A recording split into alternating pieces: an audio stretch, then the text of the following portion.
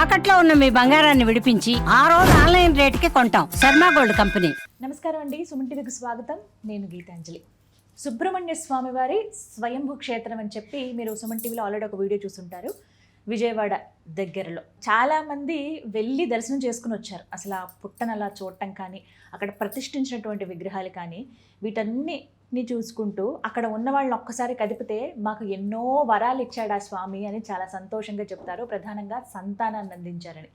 సుమారుగా 700 మందికి పైగా ఆ భాగ్యాన్ని పొందారని మనం గురువుగారి మాటల్లో, శ్రీ అన్నవరపు తిరుపతి మూర్తి అవధాని గురువుగారి మాటల్లో మనం విన్నాం. వారి ద్వారానే మనకి తెలిసింది ఇలా అక్కడ పుట్ట ఉంది, మనం వెళ్ళి దర్శించుకోవచ్చు, స్వామికి అభిషేకం అక్కడ చేసుకోవచ్చు విశేషంగాని. షష్ఠులు చాలా విశేషంగా అక్కడ జరుగుతున్నాయండి. ఇప్పుడు రాబోతున్నటువంటి మార్చి 9న బహుళ షష్ఠి, పాల్గొన మాసంలో బహుళ షష్ఠి.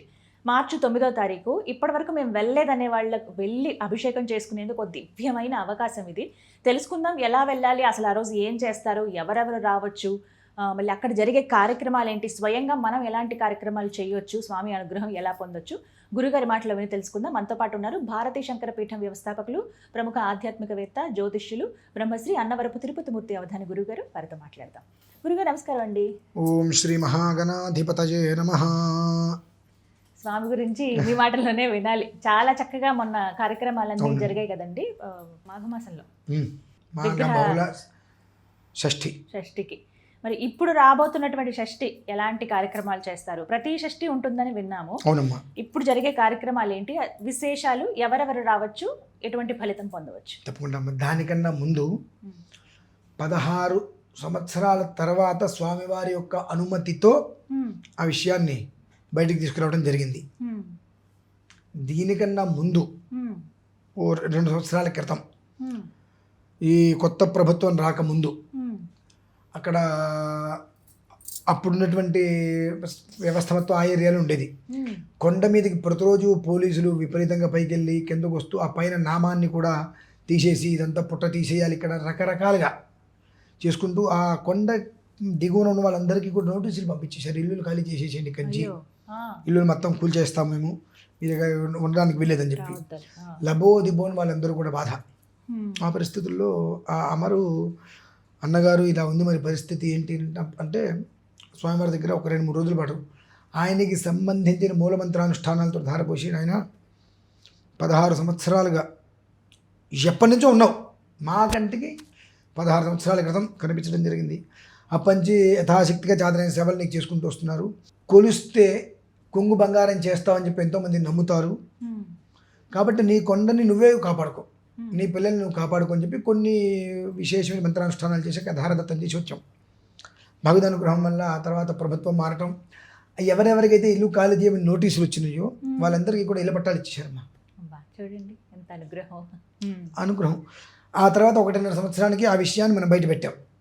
స్వామివారు అక్కడ ఉన్నారు, వస్తున్నారని చెప్పి మొదటి నెల ఆ పుట్ట దగ్గర ఒక యాగం చేశాము, నార్మల్గా గడిచిపోయింది. అట్లా 2వ నెల వచ్చేటప్పటికి పళని నుంచి జంట నాగేంద్ర స్వామి విగ్రహం వచ్చింది, దానికి అర్చన చేశాం.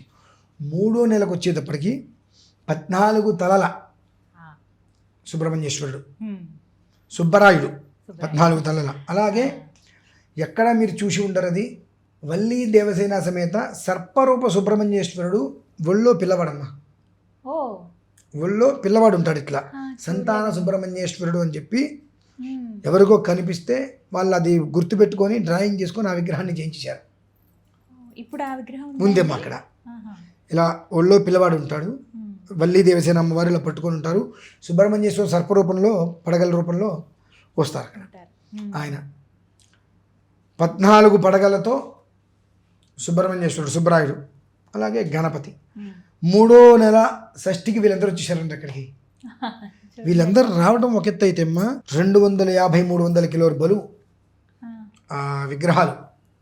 అంత పైకి ఎక్కాలి కొండ, కొండ ఎక్కాలి. 1 గంటన్నర సమయంలో ఎక్కించేశారు. ఎలా ఎక్కిందంటే అది ఈశ్వరేచ్ఛ. 8 మంది వచ్చారు ఎక్కించడానికి. పడ్డారు కష్టం. ఒక్కటి ఏమాత్రం ఒక మనిషి కాలు అటు ఇటు జారినా రక్తం ఎరులై పారేది అక్కడ. ఆయన కాపాడాడు, అలా పైకి తీసుకొచ్చి పెట్టారు. మొన్న కిందటిసారి అభిషేకం చేసేటప్పుడు పొట్టు ఎదురుకుండా ఉన్నప్పుడు తీసుకెళ్ళి ఆ పక్కకి పెట్టమన్నాం అభిషేకానికి. ఓ 9 మంది కలిసి దాన్ని మోయలేకపోయారండి విగ్రహాన్ని. ఎంత ఇబ్బంది పడ్డారు. నేనన్నా అభిషేకం చక్కగా తేనె పాలు అన్నీ ఆయనకి రాయండి ఒంటికి. ఆ రాసినప్పుడు మన శరీరం ఇలా అంటే ఎలా అయితే మెత్తగా తగులుతుందో అలా తగులుతుంది ఖచ్చితంగా. ఆ తగిలితే నాకు చెప్పండి అన్న. ముగ్గురు అయితే నాకు వచ్చి చెప్పారన్నమాట. నేను నా నిజమా అబద్ధమా, నేను తిడతాను మాత్రం ఆ మాట చెప్పకండి అన్న. లేదండి, పిల్లవాళ్ళని ముట్టుకుంటే ఎలా అయితే కనుక ఉంటుందో ఒక రకమైన ఇదిగా అంత సున్నితంగా అనిపించింది. కాస్త భయం వేసి పక్కకు వచ్చేసాం మేము. వెంటనే పక్కన కూడా అంటే చేస్తూ తీసి పక్కకు వచ్చి కూర్చున్నారు. ఏంటంటే విషయం చెప్పారు. ఆ సమయంలో నేను స్వామివారికి అభిషేకం చేస్తూ ఇందాక 9 మంది పట్టుకుంటే లేవలేదు విగ్రహము, ఆయన చంటి పిల్లవాడయ్యా, ఆయన్ని ప్రేమగా పలకరించి ప్రేమగా ఆయనకి ఆయన చేస్తే కదులుతాడని ఒంటి చేత్తో కదిలిపించాను అటు ఇటు. వీడియో ఉంది. ఒంటి చేత్తోటే విగ్రహం చూడండి. ఇందాక ఇంతమంది వచ్చారు, అసలు కథని ఎటు చేసినా కథ లేదు, ఇలాంటి కదిలిపోయింది విగ్రహం. ఆయన అంతగా ఫ్లెక్సిబుల్. మనకి ఎలాగా ఉండే అలా ఉన్నాడు ఆయన అక్కడ. కాబట్టి ఏంటంటే మూర్తి ఇక్కడ మూర్తి భవించున్నాడు అంతే, అందులో ఎలాంటి సందేహము లేదు. నీ మనస్సులో వేరే ఒక ఆలోచన లేకుండా సంకల్పం చేసుకోవడానికి వస్తే ఆ ఫలితం 6 మాసాలలో తీసుకుంటారనేటువంటిది చెప్పాము. ఇప్పుడు 3 మాసాలు అయింది, ఇద్దరి దగ్గర విన్నాము శుభవార్త. రేపు 4వ నెల, మరి ఇంకొకరి దగ్గర ఇద్దరి దగ్గర వింటామో లేదో మాకు తెలీదు. నేనైతే 6 మాసాలు సమయం ఇచ్చానమ్మా. ఖచ్చితంగా 6 మాసాలు వచ్చి చేసుకోండి, 6వ మాసానికి అందుతుంది అన్నాను. ఒక మన చెవులకైతే దృష్టికి వచ్చినాయి, సంతోషం అనిపించింది, మంచిది. అంటే ఏంటంటే నీ నమ్మకమే నిన్ను కాపాడుతుంది. నేను ఎవరిని కాపాడటానికి ఇక్కడ, నువ్వు ఏ రీతిలో నమ్మొచ్చావో ఆ రీతిలో నేను నిలబెడుతుంది. నువ్వు చూద్దామని వచ్చావు అనుకో, రెండోసారి నువ్వు రాలేవు అక్కడికి. నిజంగా మొదటిసారి వచ్చిన వాళ్ళల్లో కొంతమంది మళ్ళీ రాలేదు. అంటే ఎలా ఉందంటే అమ్మా, కొంతమంది పుట్టాయి కదా, షెడ్ మాత్రమే వేశారు, ఇక్కడ కూర్చుదానికి కూడా అవకాశాలు లేవు, మేము ఎలా వస్తాము, ఏదైనా తిరుపతి నువ్వు ఎప్పుడైతే నువ్వు అడుగు పెట్టలేవు నా రోజు అనుకున్నా. 2సారి 3సారి రాలేకపోయారమ్మా. ఒక 4 అయితే మాత్రం అసలు అడుగు పెట్టలేకపోయారు. మళ్ళీ 2సారి వాళ్ళకి ఏదో ఇబ్బంది వచ్చింది, 3సారి కూడా రాలేకపోయారు, 4సారి వస్తారు రారో తెలీదు. అంటే నువ్వు ఎప్పుడైతే ఆయన మీద నమ్మకంతో కాకుండా ఏం జరుగుతుందనేటువంటి దీంట్లో వచ్చావో, నీ నమ్మకమే నీకు శ్రీరామ రక్ష. నువ్వు ఏది నమ్మితే అది నీకు రక్షగా నీ వెంట వస్తుంది. అది విజయవాడ బస్టాండ్ దిగితేనమ్మా. బస్టాండ్ నుంచి 4 కిలోమీటర్లు. బస్టాండ్ నుంచి ప్రకాశం బ్యారేజ్ దాటాలి. ప్రకాశం బ్యారేజ్ దాటగానే మనకు తాడేపల్లి వస్తుంది. ఆ తాడేపల్లి దగ్గర మనకు కృష్ణుడి గుడి ఉంటుందమ్మా. మనకి తాడేపల్లి రోడ్లోకి వెళ్ళంగానే పైన నామం కనిపిస్తూనే ఉంటుంది మీకు. కానీ ఆ నామం చూసుకుంటే మీరు వచ్చేయచ్చు. ఆ కృష్ణుడి గుడి పక్కన నుంచి లోపలికి వస్తూ కొండపైకి 140 మెట్ల వరకు ఉంటాయి. అక్కడ మనకు ఔదుంబర వృక్షం అది కూడా అక్కడ ఉన్నది. ఆ ఔదుంబర వృక్షం నుంచి మెట్ల పూజ కూడా చేయమని చెప్పాం. ఆ మెట్ల పూజ చేయటం వల్ల కూడా కొన్ని యోగాంతాలు ఉంటాయి. కనుక ఈ ఏదైతే ఔదుంబర వృక్షం ఉందో ఆ ఔదుంబర వృక్షం అనేటువంటిది కొన్ని శాఖలు స్వామివారి వైపు పడగలాగా అవి వెళ్ళడం జరుగుతాయి. ఆయన పైనుంచి కిందకి దిగినా పైకి వచ్చినప్పటికీ కూడా ఒక నీడలాగా ఏర్పడుతుంది. రేపు షష్ఠికి మొదలుపెట్టి ప్రతి మంగళవారం ప్రతి ఆదివారం ఎవరికి తోస్తే వాళ్ళకి మెట్ల పూజ చేసుకొని ఇంకాస్త తొందరగా స్వామివారిని ప్రసన్నత చేసుకోవడానికి అవకాశం ఉంటుందనేటువంటి విషయాన్ని కూడా మన సుమన్ టీవీ ద్వారా 10 మందికి తెలియజేస్తుంది. నాకైతే చాలా అభిషేకం ఎవరి స్వహస్తాలతో వాళ్ళు చేసుకోవచ్చు. ఇది ఎలా ఉంటుందంటే అక్కడ సంతానం అనేటువంటి దానికి మూలాది దేవత. మీరు గుట్టలు, కొండలు, కోనలు, రాళ్ళు, రప్పులు, కోనేరులు, సముద్రాలు, సాగరాలు, సప్తసాగరాలు అన్నీ తిరిగి కరగలేదు అక్కడికి వచ్చేసి. అంతే, తిరగని ప్రదేశం లేదండి అన్నారు. ఈ ఒక్క ప్రదేశానికి రండి, ఇంకెక్కడికి తిరగక్కర్లా. 6 నెలలు మాత్రం అందుబాటులో ఉండవలసింది ఖచ్చితంగా. 6వ నెల అనంతరం స్వామివారి యొక్క అనుగ్రహం ఆ రూపంలో మీకు అందుతుంది. అది మాత్రం మేము విన్నాము, వింటాము, వింటూనే ఉంటాము. ఆ మాట మాకు వంశం లేదండి అనేటువంటి పదం అక్కడికి వచ్చిన వాళ్ళు, దానికోసం వచ్చిన వాళ్ళ దగ్గర అయితే లేదండి అనేటువంటి పదం అక్కడ వదిలేసేయచ్చు. ఇంకా అది మాత్రం ఖచ్చితంగా అంత విశేషంగా స్వామివారు అంతమందిని చూస్తున్నారు కనుక జనాలు రావాలి.